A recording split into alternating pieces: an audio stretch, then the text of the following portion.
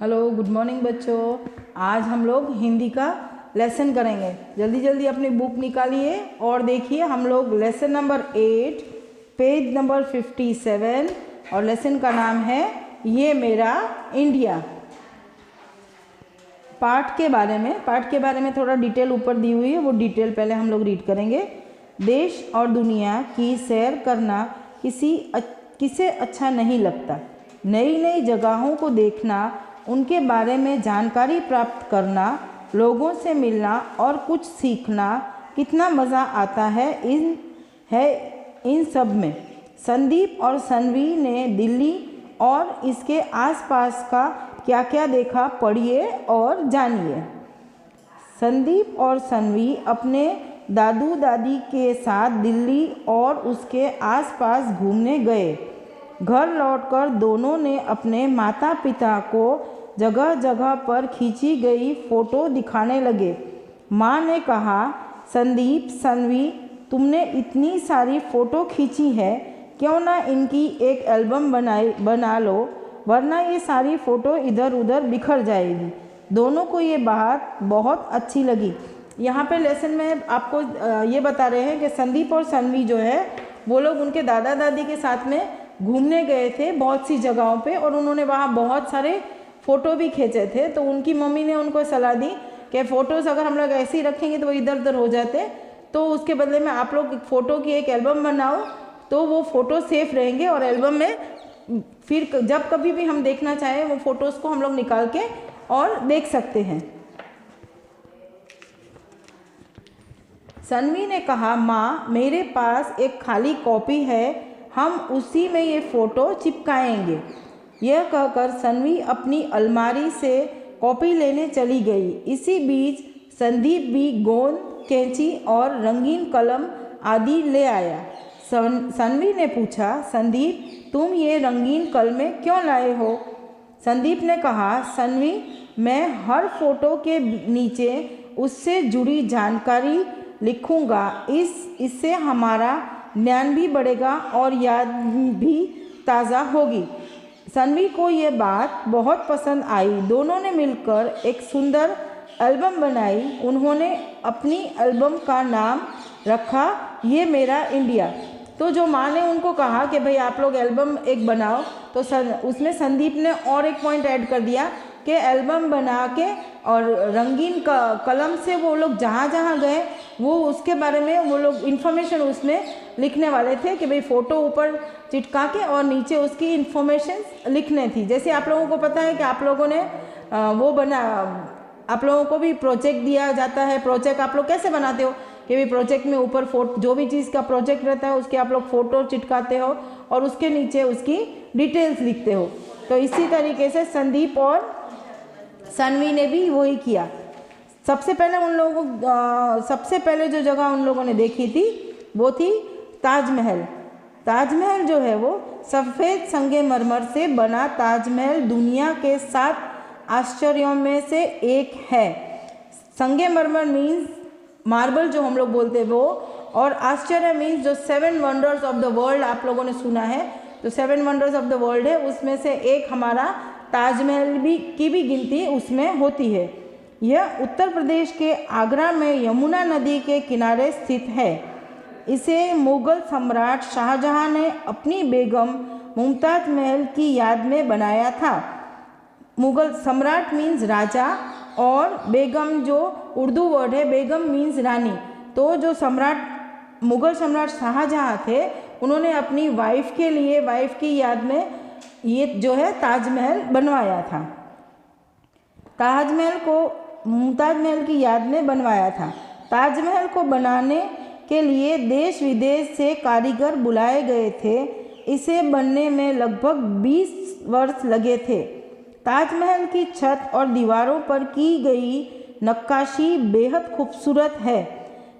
ताजमहल को बनने में 20 साल लगे थे और ये जो नक्काशी मीन्स जो डिज़ाइन है उसकी जो बनी थी वो डिज़ाइन बहुत ही खूबसूरत थी। यह मुमताज़ महल और शाहजहां की कब्र आमने सामने बनी हुई है। यहाँ पे कब्र मीन्स जो समाधि है उनकी मुमताज़ की और शाहजहां की, वो आमने सामने ही है। ताजमहल देखने के बाद हमने आगरा का मशहूर पेठा और दालमोट खरीदी। मतलब वो लोग जब उन्होंने ताजमहल देखा उसके बाद में जो आगरा की मशहूर जो चीज़ है दालमोट और पेठा, पेठा एक स्वीट है और दालमोट एक फरसान है, तो वो उन लोगों ने वहाँ से खाई। दिल्ली का लाल किला भी मुग़ल बादशाह शाहजहाँ के शिल्पकला प्रेम का उदाहरण है। दिल्ली का जो लाल किला है वो भी शाहजहाँ ने ही बनवाया था और इससे हमको जो उन्होंने जो मॉन्यूमेंट्स बनाए उससे पता हमको चलता है कि शाहजहाँ को जो शिल्पकला मीन्स जो आर्किटेक्चर का उनको कितना शौक था। इस किले के दो मुख्य द्वार हैं, दिल्ली गेट व लाहौर गेट। लाल किले में दीवाने आम, दीवाने खास, मोती मस्जिद, हयात बख्श बाग आदि मुख्य आकर्षण है। मतलब लाल किला में बहुत सारी अलग अलग चीज़ें हैं जिसमें उसके दो दरवाजे हैं और दोनों एक दरवाजे का नाम है दिल्ली गेट और दूसरे दरवाजे का नाम है लाहौर गेट। और लाल किला में दीवाने आम, दीवाने खास, दीवाने आम मीन्स जो राजा बैठते थे वो जगह पे उसको दीवाने आम बोलते थे, जहाँ पे वो उन लोगों के डिसीजंस लेते थे, जहाँ पे वो लोग सब क्या करना है, कैसे रणनीति हर सब बनाते थे, वो जगह को दीवाने आम बोला जाता है। और दीवाने खास वहाँ पे एक मस्जिद भी है, मोती मस्जिद, और वहाँ बगीचा है जिसका नाम है हयात बख्श, और बहुत सारी दूसरी चीज़ें भी वहाँ पे हैं लाल किले में। लाल किला भारत की शान और प्रतीक है। 15 अगस्त 1947 को भारत के प्रथम प्रधानमंत्री पंडित जवाहरलाल नेहरू ने यहीं से पूर्ण स्वतंत्रता की घोषणा की थी। लाल किला भारत की, आपको जैसे मालूम है, लाल किला भारत की शान है। और 15 अगस्त 1947 पे प्रधानमंत्री ने सबसे पहले यहाँ जो हम लोग स्वतंत्र हुए थे, पूरी से हमको फ्रीडम मिली थी, वो उस दिन उन्होंने वहाँ से 15 अगस्त को 15 अगस्त को अनाउंस की थी। लाल किले के मुख्य द्वार पर भारत के प्रधानमंत्री द्वारा राष्ट्रीय ध्वज फहराया जाता है। जो हमारे प्राइम मिनिस्टर है वो हर 15 अगस्त को वहाँ पे राष्ट्रीय ध्वज, नेशनल फ्लैग हमारा हॉइस्ट करते हैं। लाल किले की दीवारों से सटे चट्टा चौक की दुकानों से हमने अपने दोस्तों के लिए कई उपहार खरीदे। लाल किले की दीवार से सटे हुए वहाँ बाज़ार मीन्स मार्केट है वहाँ, तो वो उन्होंने बोला कि हम लोगों ने हमारे फ्रेंड्स के लिए वहाँ से बहुत सारी उपहार मीन्स गिफ्ट भी खरीदे थे। नई दिल्ली के राजपथ पर बना इंडिया गेट एक युद्ध स्मारक है। यहाँ अंग्रेजों द्वारा उन 82,000 भारतीय सैनिकों की याद में बनाया गया था जो ब्रिटिश सेना की ओर से प्रथम विश्व युद्ध में शहीद हुए थे। यहाँ पे फिर बाद में थोड़े आगे जो राजपथ है वो आर्मी का या युद्ध का स्मारक है, लड़ाई का जो स्मारक है, और उसमें 82,000 जो हमारे इंडियन आर्मी वाले थे, इंडियन, वो लोग शहीद हो गए थे, तो उसके लिए उनकी याद में ये स्मारक बनाया हुआ है। इसमें से विश्व युद्ध में शहीद हुए थे, इसमें से 13,300 सैनिकों के नाम इंडिया गेट पर उकेरे गए हैं। मतलब इसमें से 13,300 जो हमारे सैनिक थे उनके नाम उकरे मीन्स पत्थर के ऊपर या कोई चीज़ के ऊपर लिखे हुए जो नाम रहते हैं उसको उकरे हुए बोलते हैं, मीन्स उसमें पत्थर के ऊपर दिखाई देते हैं।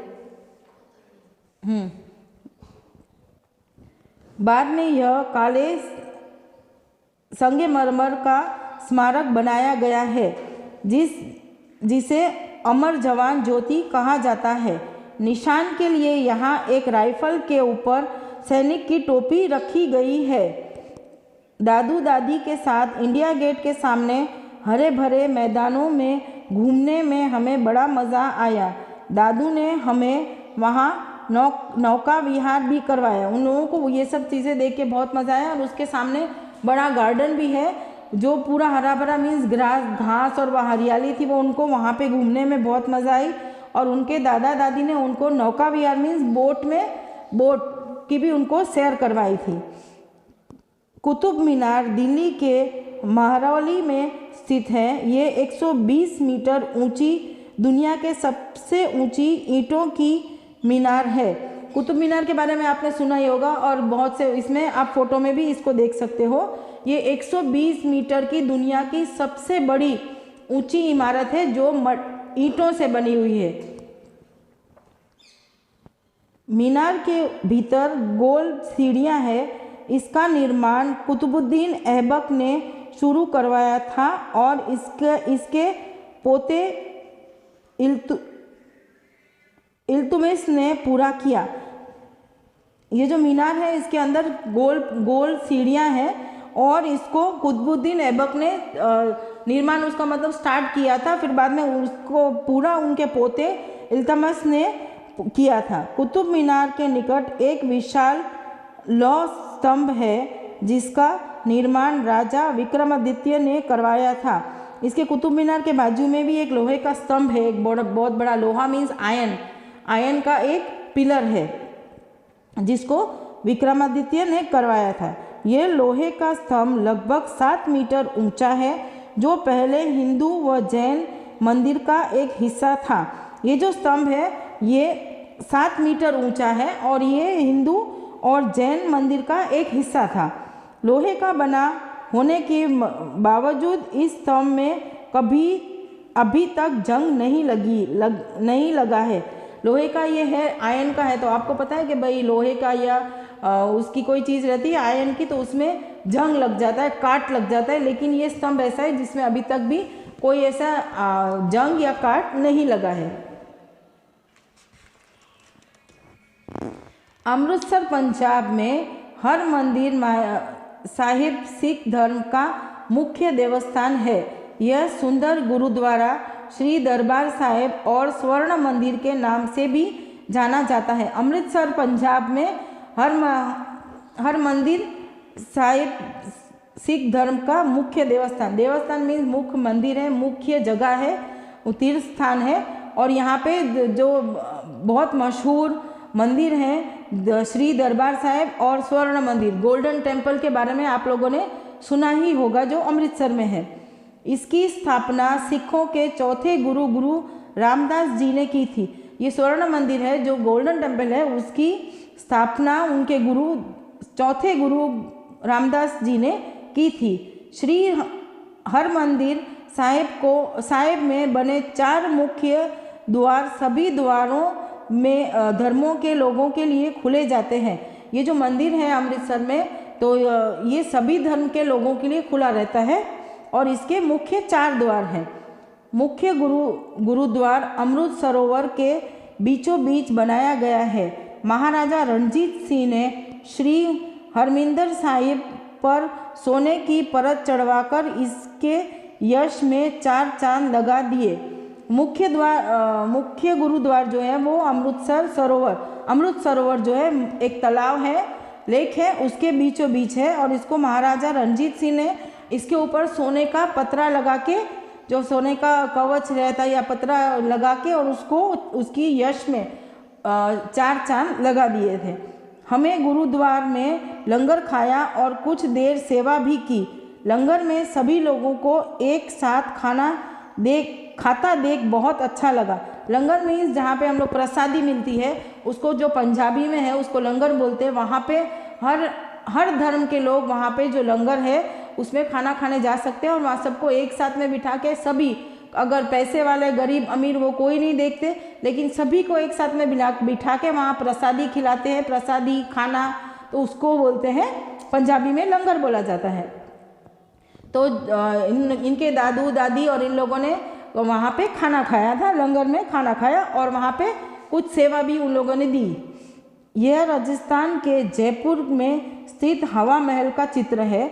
हवा महल का निर्माण जयपुर के राजा सवाई प्रताप सिंह ने करवाया था। यह इमारत 5 मंजिल की है जो जयपुर के प्रसिद्ध चौहरी बाजार में के पास स्थित है। अब ये जो आपको फोटो दिखाई दे रहा है यहाँ राजस्थान का हवा महल है। इसका निर्माण राजा सवाई प्रताप सिंह ने करवाया था। यह इमारत ये जो बिल्डिंग है वो 5 फ्लोर्स की है और प्रसिद्ध चौहरी बाजारें उसके पास स्थित है। ये लाल और गुलाबी पत्थर से बनी गई है। हवा महल में 950 से ज़्यादा खिड़कियां हैं जिन पर पत्थर की जाली लगाई हुई है। ये जो हवा महल है ये गुलाबी, पिंक और लाल पत्थर से बनाया हुआ है और इसमें 950 खिड़कियां हैं, 950 विंडोज़ हैं इसमें। और ये खिड़कियां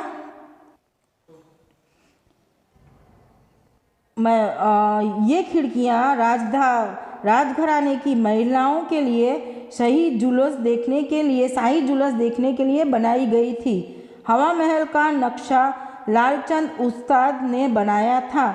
जौहरी बाजार से हमने माँ के लिए रंग बिरंगी चूड़ियाँ और कड़े खरीदे और पिताजी के लिए जयपुरी जूतियाँ।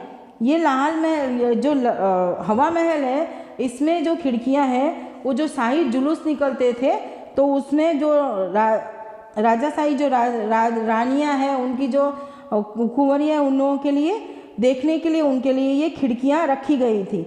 इसमें बाद में फिर ये लोगों ने संजय ने उन्होंने बोला कि हम लोग जौहरी बाज़ार गए थे, वहाँ से उन्होंने अपनी माँ के लिए कुछ चूड़ियाँ खरीदी, चूड़ियाँ मीन्स बंगड़ी, और उनके पप्पा के लिए उन लोगों ने जूतियाँ खरीदी। बच्चों ये लेसन यहीं पे पूरा होता है। और ये लेसन आपको कैसा लगा? अब आपको ये लेसन में अगर कोई चीज़ आपको नहीं समझ में आई है तो आप लोग व्हाट्सएप में फ़ोटो सेंड करके या फ़ोन कॉल करके हमको पूछ सकते हो। अब नेक्स्ट सेशन में हम लोग इसके क्वेश्चन आंसर्स और वो करवाएंगे और इसका PDF आपको भेजेंगे। तो आपको इसके क्वेश्चन आंसर्स और ये जो टेक्स्ट बुक में जो खाली जगह हैं वो आपको कंप्लीट करनी है PDF में से देख के। ओके, तो अब हम हमारे नेक्स्ट सेशन में मिलेंगे नए लेसन के साथ में। Okay, goodbye, take care.